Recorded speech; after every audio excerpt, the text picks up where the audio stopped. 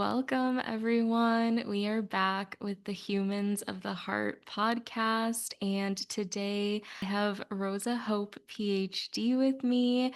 And we're going to dive deep into some really interesting topics, including building a business in integrity and being a trailblazer.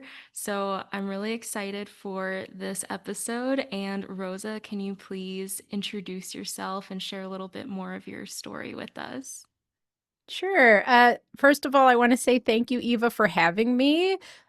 We have been waiting a couple of months to hang out together, so I'm really excited to have this conversation. I am Rosa Hope.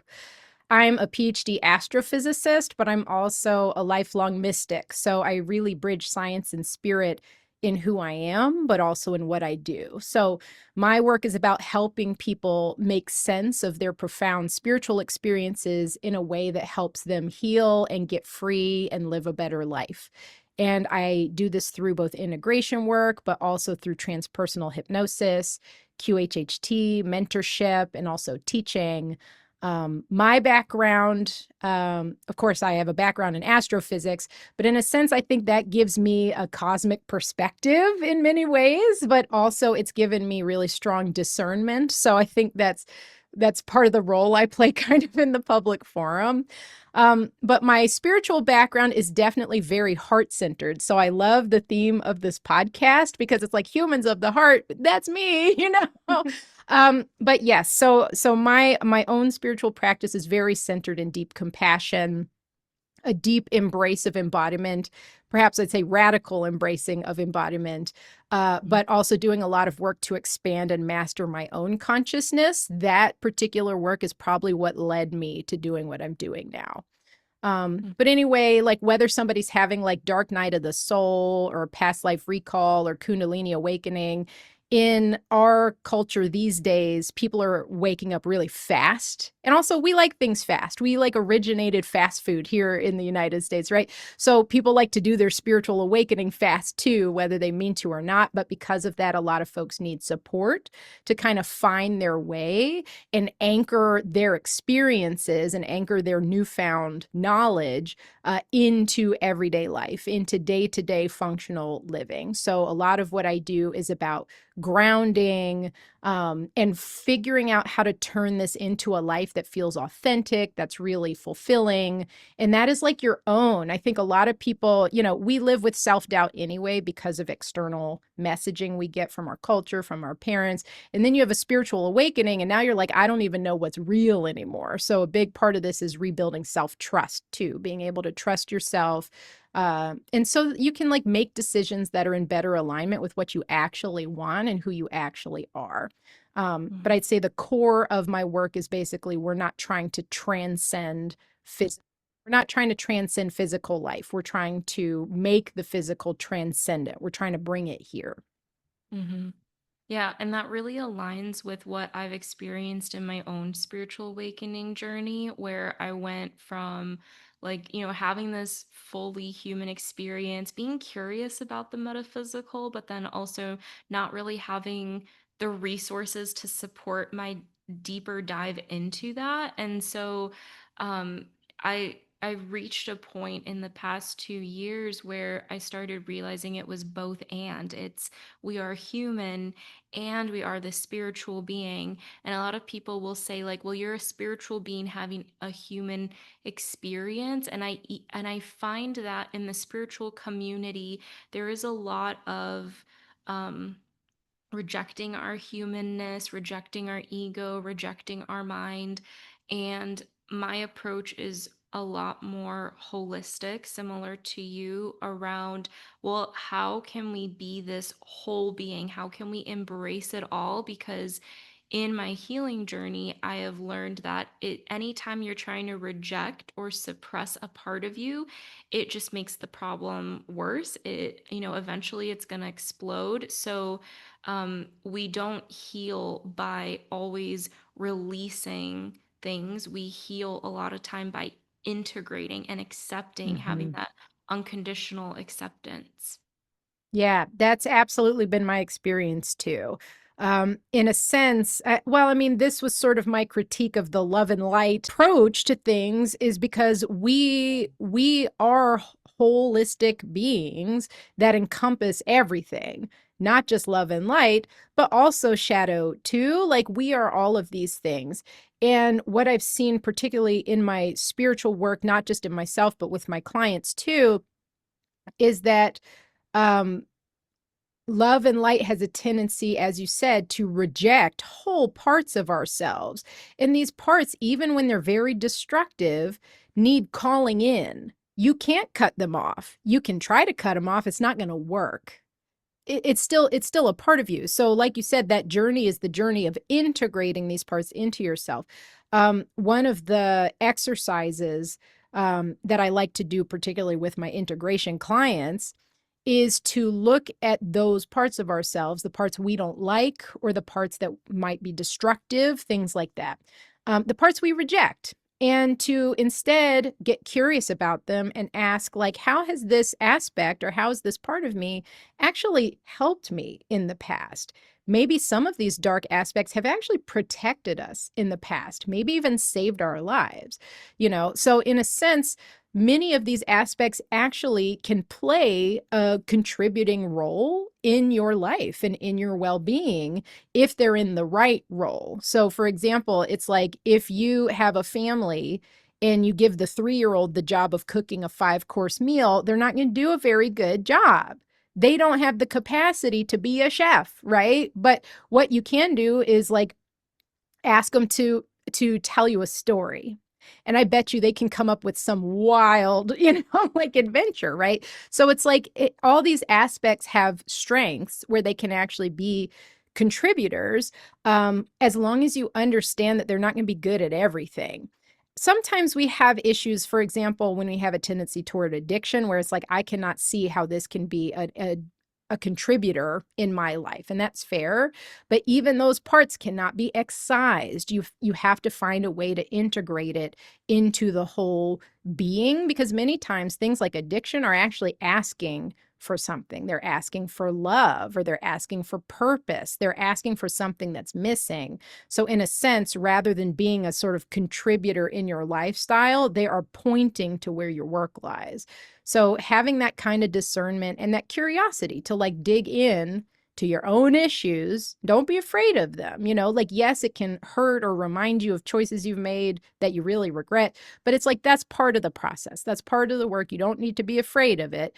You can get support if you need it. Many people do.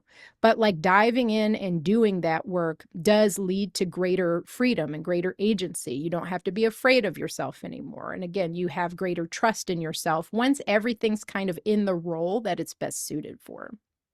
Yeah, I'm so glad you're touching on a lot, but especially the self-trust piece. I feel like ultimately I realized that was such a big part of my journey, was to come back to that self-trust, because for me personally growing up, I at some point disconnected from myself because what I was being told was, to do it this way, or why are you so sensitive? Like, you're always crying, or there's no reason to have these emotions. And so to be able to live in that environment as kids, we override what we feel inside, thinking that, our caregiver is giving us the correct information. But a lot of times those caregivers are disconnected from themselves, so they're not able to be that role model of someone who has a healthy way to regulate themselves, and know how to support you in those moments. Like, for me, it was a lot around emotions. um, and it's just interesting that now looking back I can see it, like I disconnected and shut that off to belong. And there, I think someone was talking one time on a podcast about how most of the time we will choose belonging over authenticity. And it's so interesting because now I feel like my path has become all about authenticity. Like, what does it mean for me to be successful? What is my definition of that? How do I want to live my life? What's the lifestyle that I'm choosing for myself? Versus growing up, we're looking for how can we please others and be this version that others see us as. But then we get to the end of our lives if we do that the whole time. And I feel like it just is a recipe for a very unfulfilling life because you feel it on the inside, you're fighting Right. against what you feel. Yeah, I think that's definitely true. And I also see the inherent conflict that sits inside of this, the discussion around authenticity. So, especially in the online spiritual community, we have the benefit of being amongst peers in a way, people that value truth telling and a spiritual way of life and a spiritual perspective. So, in a sense, even by showing up authentically as ourselves, we are amongst people that have an appreciation for what we have to share. And there's a fine balance, I think, that we have to strike because we do need to sustain ourselves. We live inside of a society that essentially will throw you out with the garbage if you have no resources. And because of that, there is like a hard limit to what authenticity can mean for different people. And I'm pretty sensitive to that.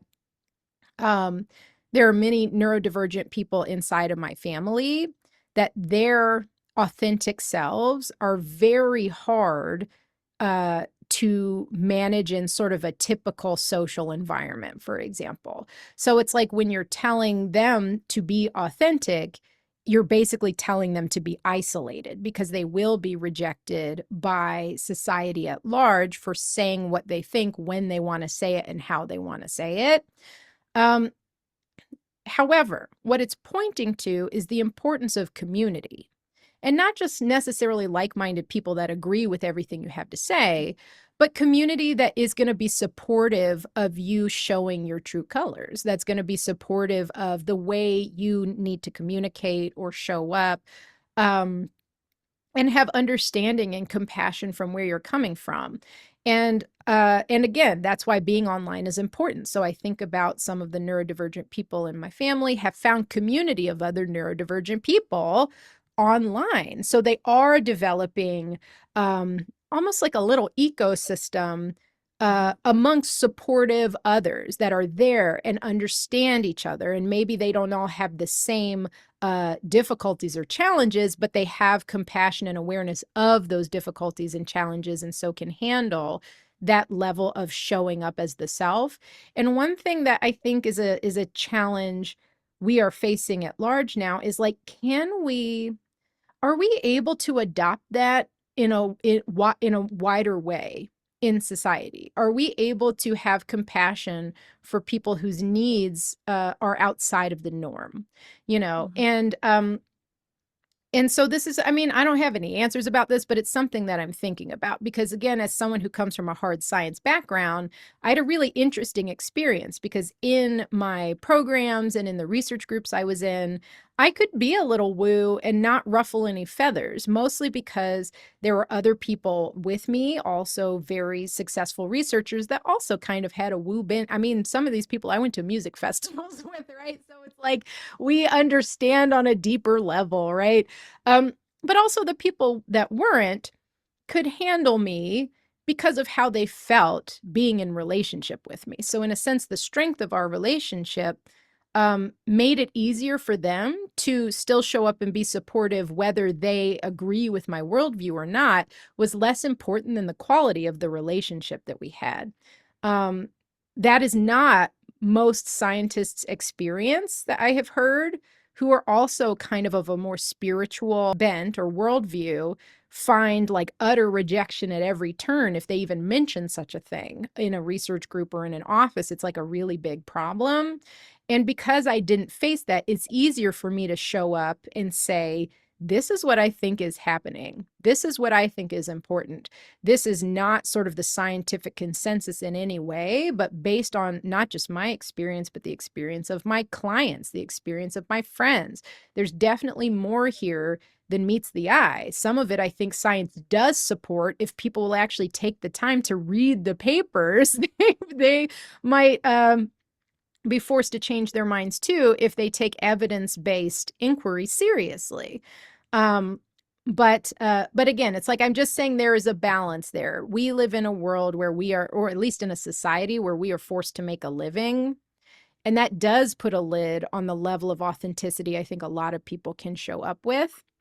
And again, this is part of what we were discussing before, actually, about how do we like come into business or build a business from integrity if we're inside of an economic system and a society that wants us to people please the largest amount of people in order to make our big bucks.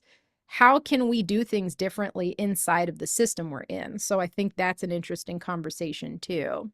Yeah, I guess what what are you navigating, or what have you navigated around standing in your integrity with your business, and how are you seeing maybe the opposite, and why do you still stand in your integrity when you see maybe people who are like successful? Yeah. Yeah. So I think I am not alone in noticing that a lot of the businesses in the spiritual space are like pyramid schemes or are just straight up a racket, you know.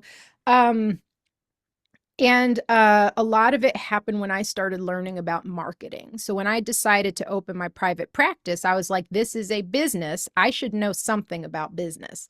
I know a lot about science. I know a lot about spirituality and mysticism.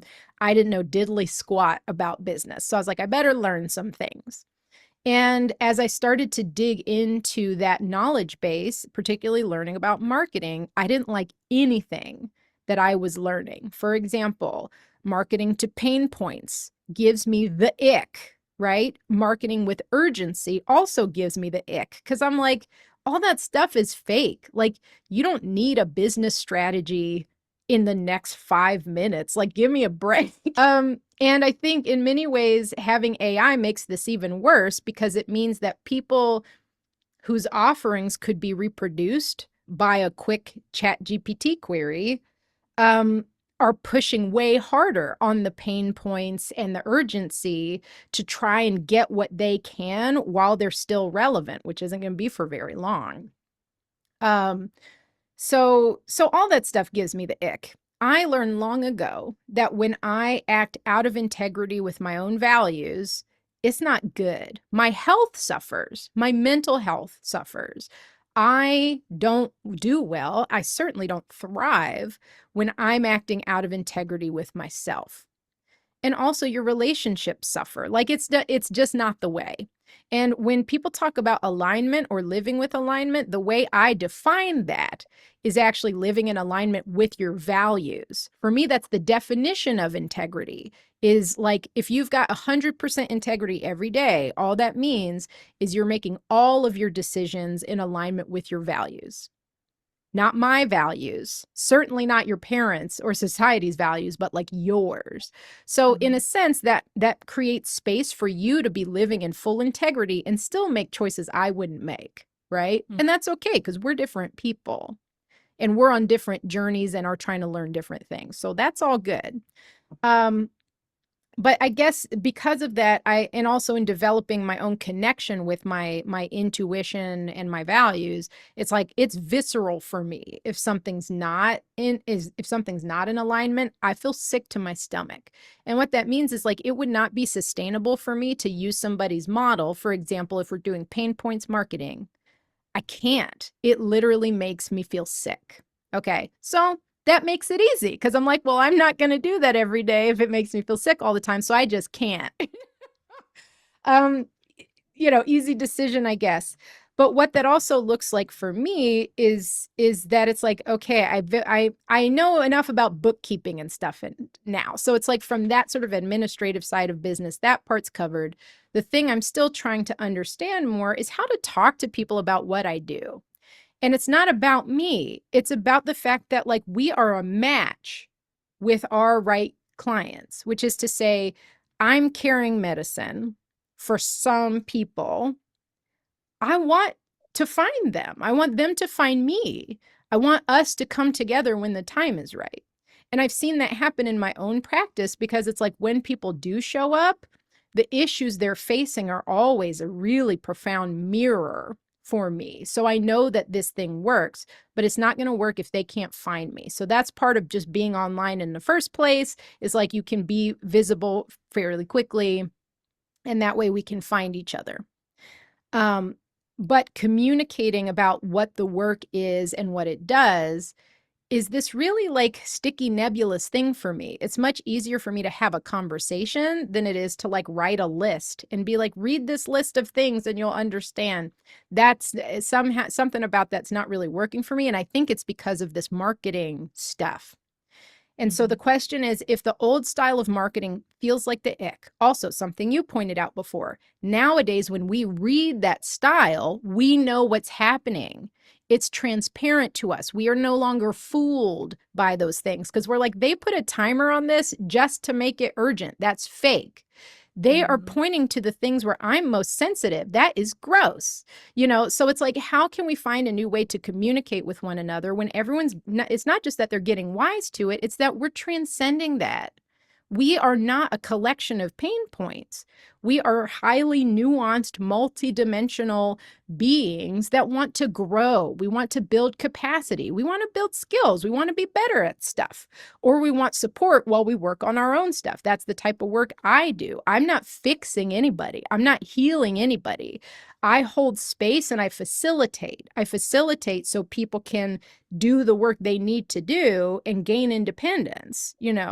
So, like, when that kind of thing is happening, I feel like there are other ways to communicate. And in a way, it's like having these conversations is the most valuable thing of all because we're all working out what we think and we're all working out how we feel and we're finding out about each other too. So it's like you and I, by having this conversation, are doing the work right now just by being together and having a conversation. So I guess what I'm in pursuit of or trying to understand is how to bring the way these interactions function.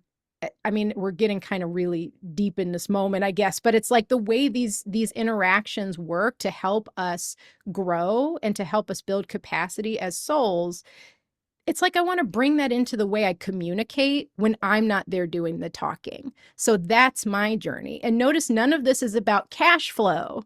Mhm. So I think there's a disconnect there for me because it's like I didn't start doing this because of the money. I only need money so I can pay my mortgage. Like that's not part of my value system. It's just something I need for survival in the United States, right? But if that went away and I never had to think about it again, I'd still be here trying to figure this problem out, this communication thing out. Mhm. As you're sharing, it's reminding me of this interaction I had done a consult with this marketing person, and I remember her asking me, what's the thing that you're helping people with?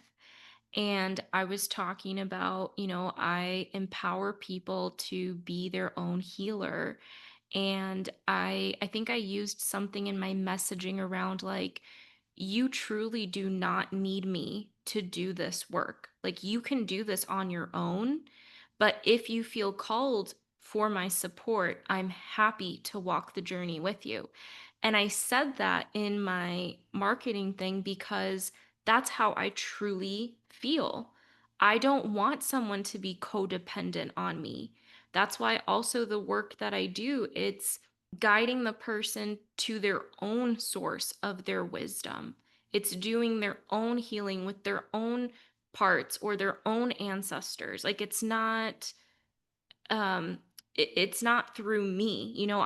I've studied, I've done my own healing to reach the point where I love this work and I love walking with people. But I also purposefully call myself a guide because to me, a guide is someone who's there with you on the journey. I don't call myself a coach because that never resonated from day one.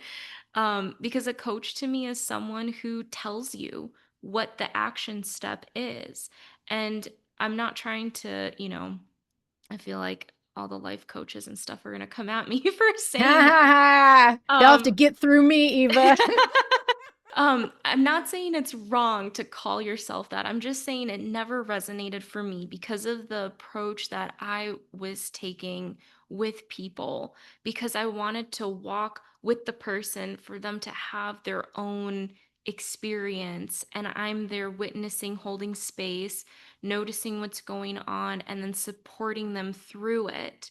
It's not about telling them like, oh, well, now this or that, or even doing the healing themselves, because we also have lots of healers that they're the ones doing the healing on the person.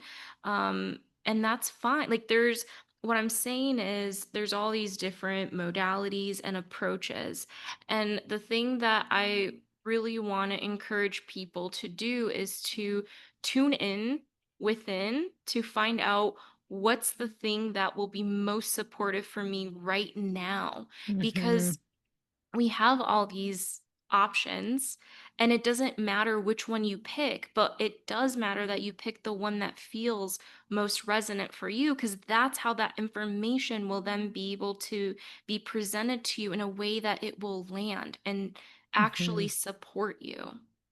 Yeah, I think a lot of what you said is why we connected in the first place, because I think our philosophy around healing is really similar. And the fact that what we want to foster in the world is well, it's like independence doesn't capture it. It's the ability to recognize it's empowerment, like to recognize the healer within and to recognize the source within and the vision and the guidance that are within.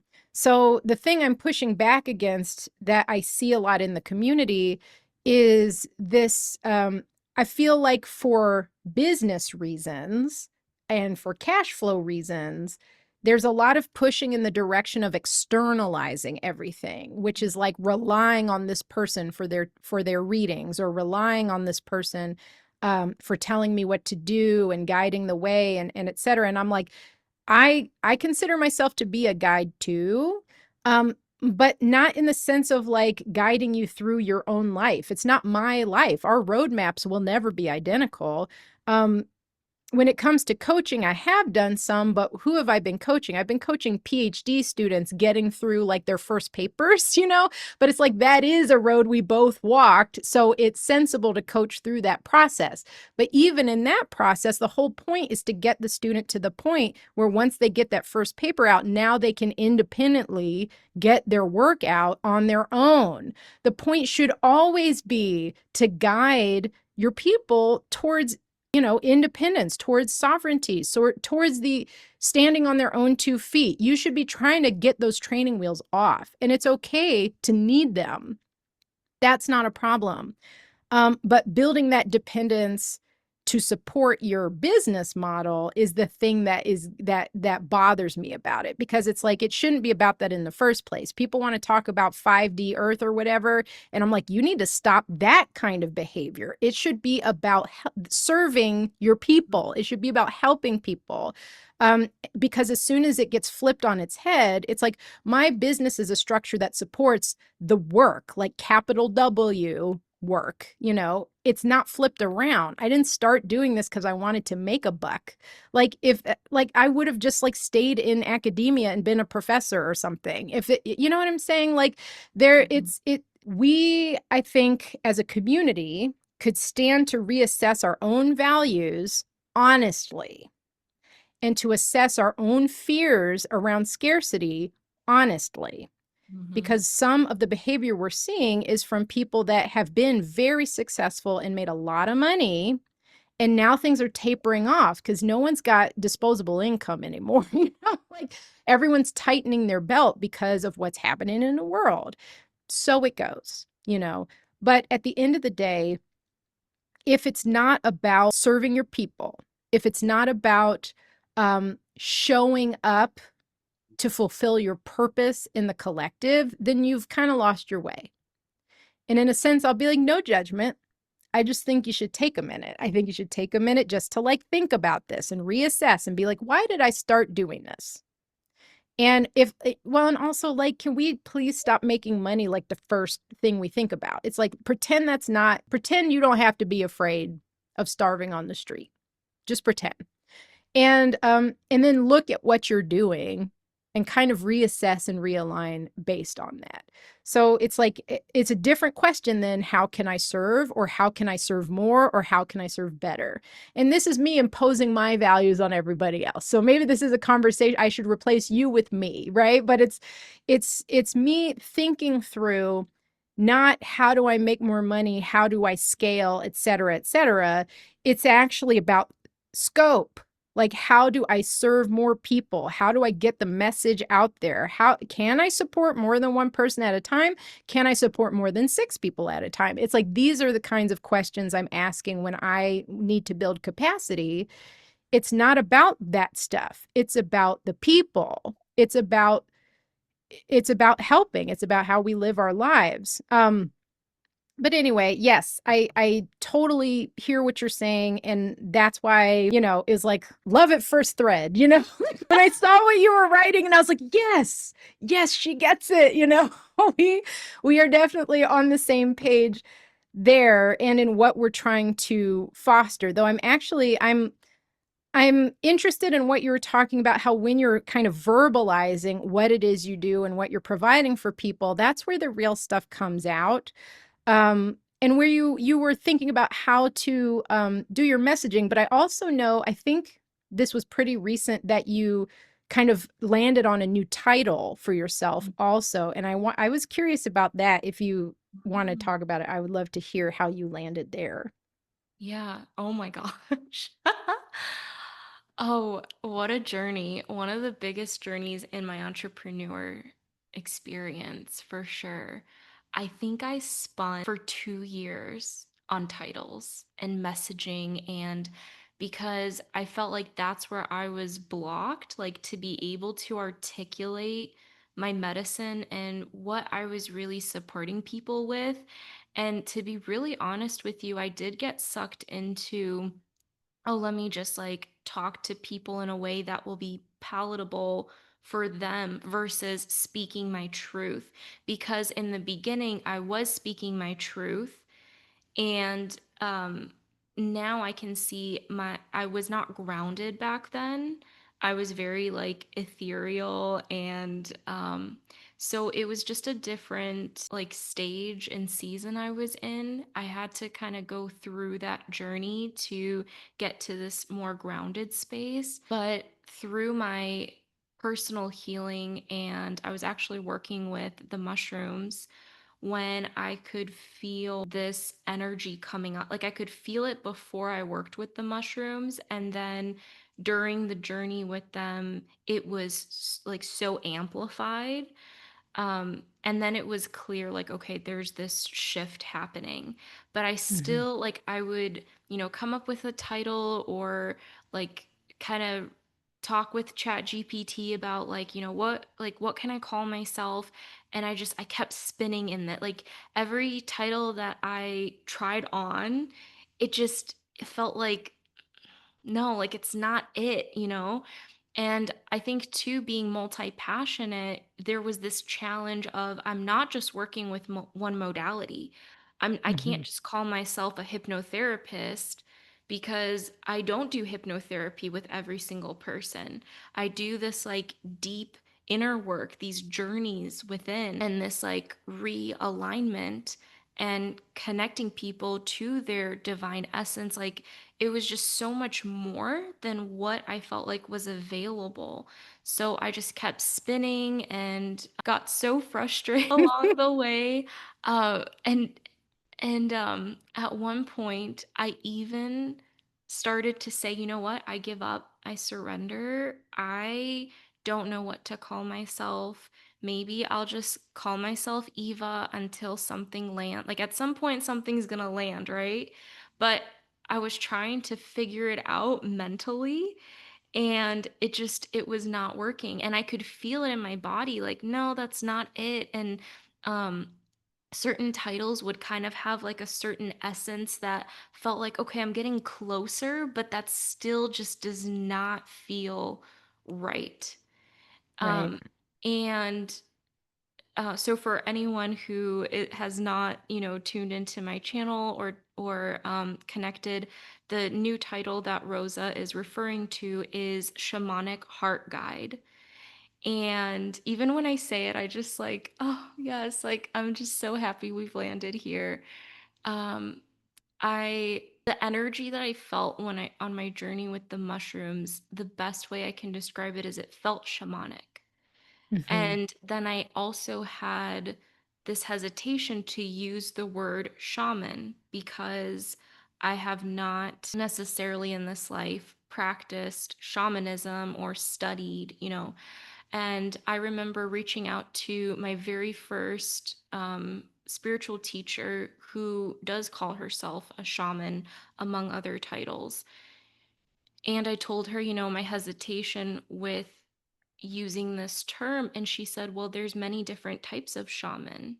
And just because you're not working with like in between worlds the way you think like what a shaman does, it doesn't necessarily mean you can't call yourself that.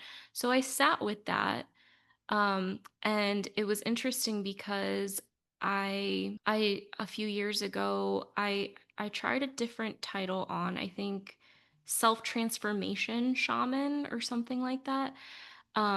And I was really excited because I felt like it was speaking to the depth of what I was helping people with, and also my approach, which is more like ritualistic, ceremonial, like working with the earth medicine. I feel very connected to Mama Gaia, and and coming back to the heart space too. And so I just kept, trying these titles on. And when I had that self transformation shaman title, I had two other mentors really push back and question me, and how do you feel comfortable to use that term when you haven't had that training? And I gave my power away in the moment and said, oh yeah, you're right, I guess maybe I shouldn't say this. So when that that term shaman kept coming up, I was like, I don't feel like I want to necessarily call myself a shaman, but there is something about that approach. Like when I watch a curandera doing her work, and it's this deep medicine work. It's helping the person and their connection to themselves, to their body, to their spirit.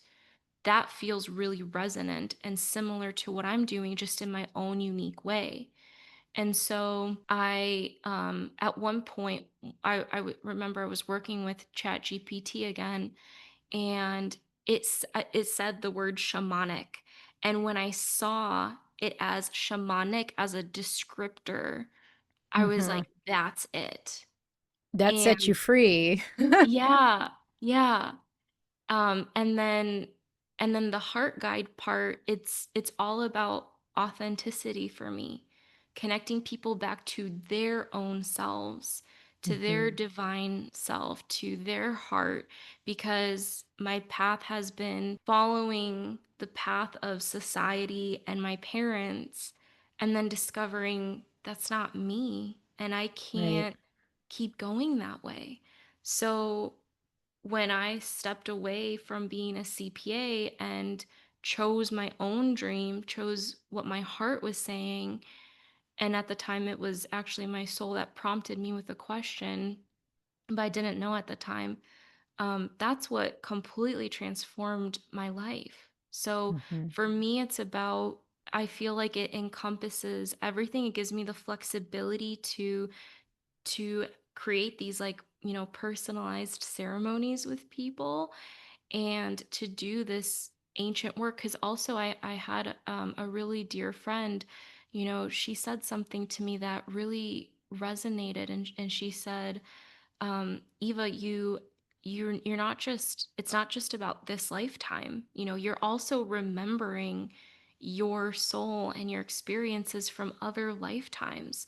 So the Mhm. medicine you bring forward, it's also from those experiences as well. And that was also a really beautiful moment to realize it's not just about the story that I have here, it's also is that remembering. So It's yeah, your thank soul's you for this. journey. Yeah, totally.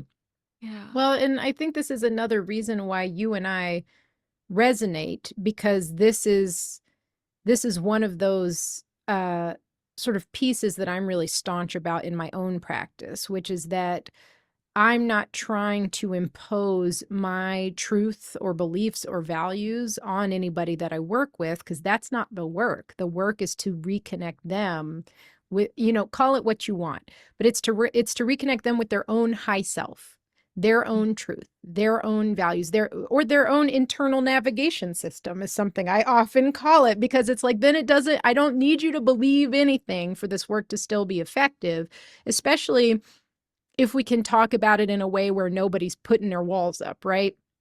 But their internal guidance system or their internal navigation system is in effect your intuition, right? So it's just the part of you that helps you know how to move within the world and how to make the choices that lead to a more fulfilling life, or that answer the call that's in your own heart. It's basically learning how to tune out conditioning and to mhm, tune out baggage that's been heaped on you by generational bypass or whatever, however it landed on you. We're trying to like take that mantle off and set it down and be like, see ya, don't need you.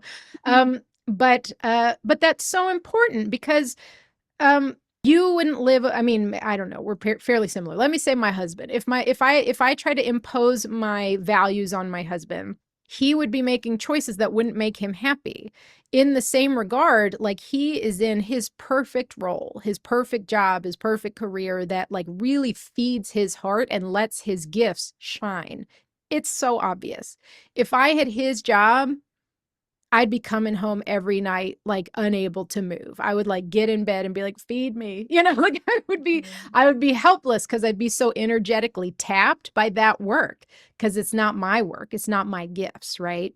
So, in a mhm, sense, like, sometimes I talk about the fact that burnout is showing a misalignment of this kind. It means that something's not in alignment with your values or with your gifts, right?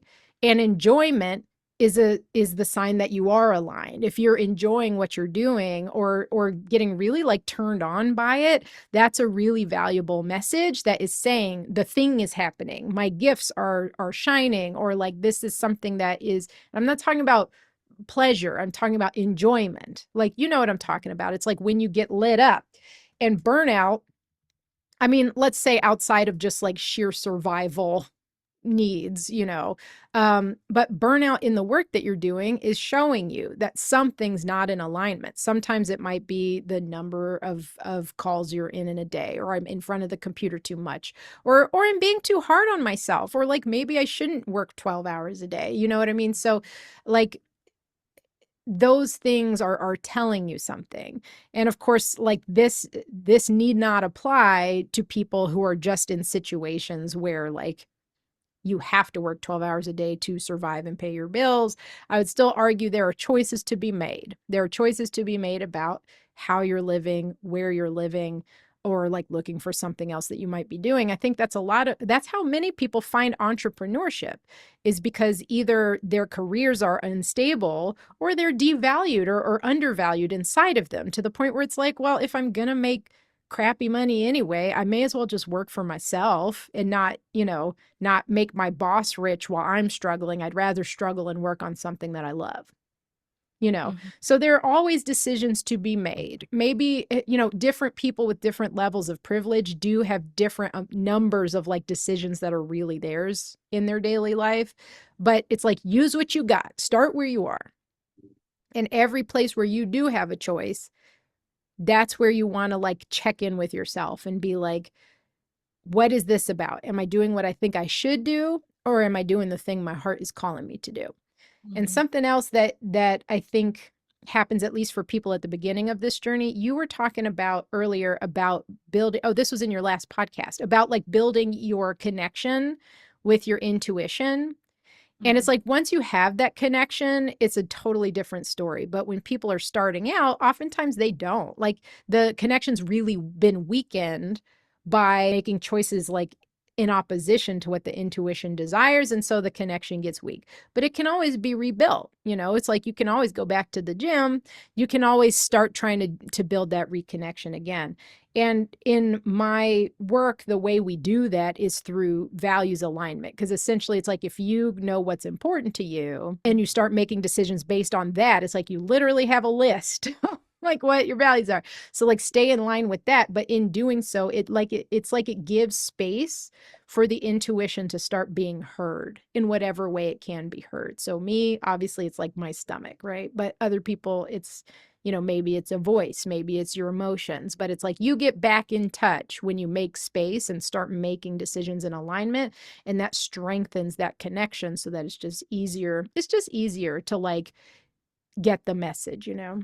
Yeah, I really resonate with that because you're talking a lot about what are our values. And the way that I explained it based on my own lived experience is that the connection to ourself is the foundation. So once we have that connection, we have a clear sense of who we are and what I'm here to do, what actually inspires me, what brings me joy, how can I be of service to the world, what's the impact I want to have, no matter how big or small, right? Because when people hear impact, I think impact, success, all of those things need to be defined by us.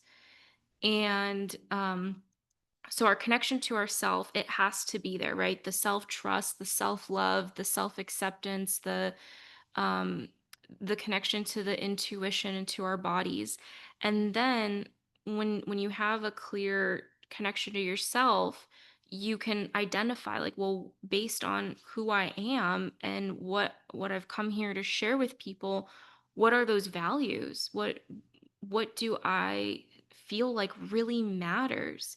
And then you can all the next layer to that is the lifestyle. What's the lifestyle I want to live? I could go live in the forest and have a very simple life, have my own little garden, or I could go live on a beach or in the city, you know, and I think too something that I've observed a lot in the spiritual community is this like shaming people for not living the way that someone feels like is spiritual or resonates with them. And I think for me, like I've gone through this whole journey. I used to be incredibly judgmental growing up, and I've gone through this humbling experience of really truly understanding and embodying to respect everyone's journey and sovereignty. And so what resonates for me might not resonate for you, and that's okay. And also, even I don't know why there's like this like weird secret rule where like if you resonate with someone, somehow 100% of what they say needs to resonate. And I don't find that to be true. Like we can resonate on certain things, but also still have our own individual ideas about other things, and we can still coexist happily. And oh, yeah.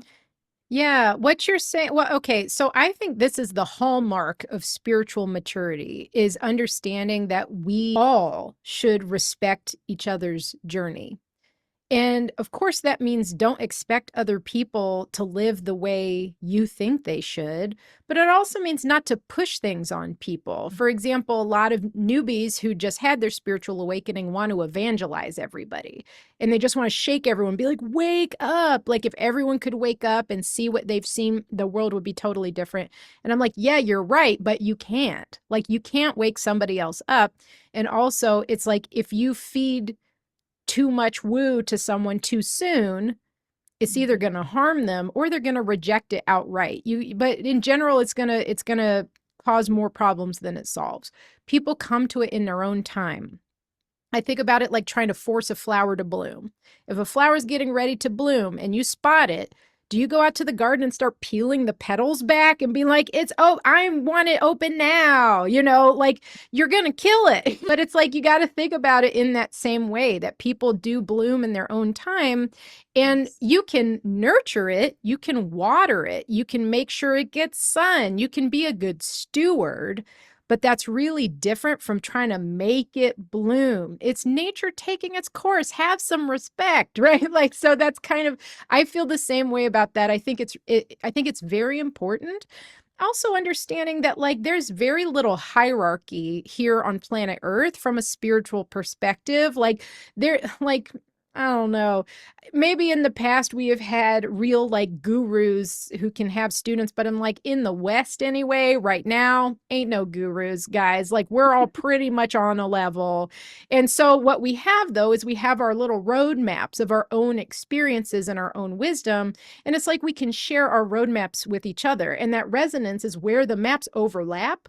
Hmm. But of course, you have this whole side of your map that's yours. I have this whole side of the map that's mine. And they don't overlap because we need different things. We need different lessons and experience to become greater beings, to become more whole, to build our capacity spiritually. So when things don't resonate, it's not always because somebody's wrong. Sometimes it's because we have different needs, you know. Um, and in a sense, it's like the judgment. Well, this is so funny. I don't pretend that I don't judge people, particularly where I think like greed or manipulation or exploitation are concerned. I definitely come out swinging. It's true. But generally speaking, what my goal is to be able to sit with what people are doing um, without judgment in that way, not to judge the person. Maybe sometimes I judge the behavior or something like that, but I also understand like these are desperate times for many people. So I get why they're out there trying to make a buck, people trying to survive. So, in a sense, it's like I still have compassion for the fear that this behavior is arising from, right? But at the same time, I'm like, stop that. You know? But yes, the goal, I mean, this is like something that Ram Dass used to say, where he's like, when we look at a tree, if that tree is beautiful and tall, or if it's kind of gnarly and having a hard time, we don't like judge the tree. We're just like, this one's not getting enough sun. This one's getting plenty of sun. You know, it's like we kind of assess without judgment. And he's saying, see people like trees. Like, or Hmm. see if you can, right? Like, give it a shot and see if you can sort of find that way of sitting, of like relinquishing your judgment and sitting back and just seeing what's up, like just see what's up, see if you can get there.